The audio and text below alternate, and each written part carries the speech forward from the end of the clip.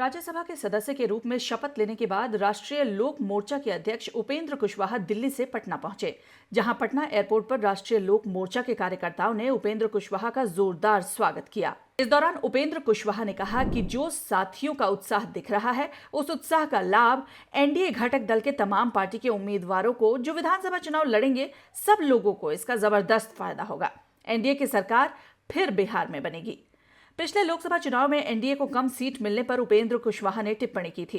इस सवाल के जवाब पर उपेंद्र कुशवाहा ने कहा कि लोकसभा चुनाव बीत गया, लोकसभा चुनाव के अनुभवों को देखकर उसका लाभ लेते हुए विधानसभा चुनाव में पूरा दुरुस्त होकर एनडीए मजबूती से आएगा, लड़ेगा, जीतेगा और सरकार में आएगा। अमेरिका में राहुल गांधी के आरक्षण खत्म करने को लेकर दिए बयान पर उन्होंने कहा कि राहुल गांधी ने विदेश में जाकर आरक्षण को समाप्त करने की मांग की है। उनका जो बयान आया है उसमें कांग्रेस पार्टी का महागठबंधन का चेहरा, चाल, चरित्र क्या है, सब उजागर हुआ है।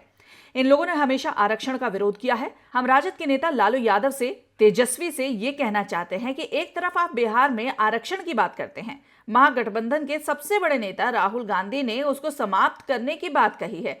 क्या कहेंगे आप लोग? राहुल गांधी के खिलाफ बोलेंगे या नहीं बोलेंगे? सुनिए क्या कहा उपेंद्र कुशवाहा ने। का लाभ एनडीए घटक दल के तमाम पार्टी के उम्मीदवारों को विधानसभा चुनाव में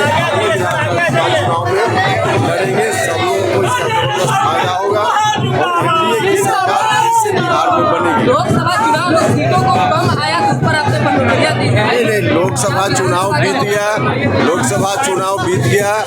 लोकसभा चुनाव के अनुभवों को देखकर उससे लाभ लेते हुए विधानसभा चुनाव में पूरा दुरुस्त होकर एनडीए मजबूती से आएगा, लड़ेगा, जीतेगा, सरकार बनाएगा। राहुल गांधी जी ने विदेश में जाकर आरक्षण को समाप्त करने की बात की है। उनका जो बयान आया है उससे कांग्रेस पार्टी का महागठबंधन का चेहरा, चाल, चरित्र क्या है उजागर हुआ है। इन लोगों ने हमेशा आरक्षण का विरोध किया है।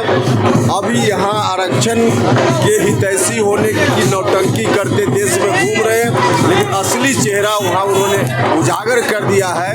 अब आरजेडी के नेता लालू यादव जी से, तेजस्वी से हम कहना चाहते हैं कि अब एक तरफ आप बिहार में आरक्षण की बात करते हैं, महागठबंधन के सबसे बड़े नेता राहुल गांधी ने उस आरक्षण को समाप्त करने की बात की है। अब क्या करेंगे ये लोग? राहुल जी के खिलाफ बोलेंगे कि नहीं बोलेंगे, अब यह देखना है।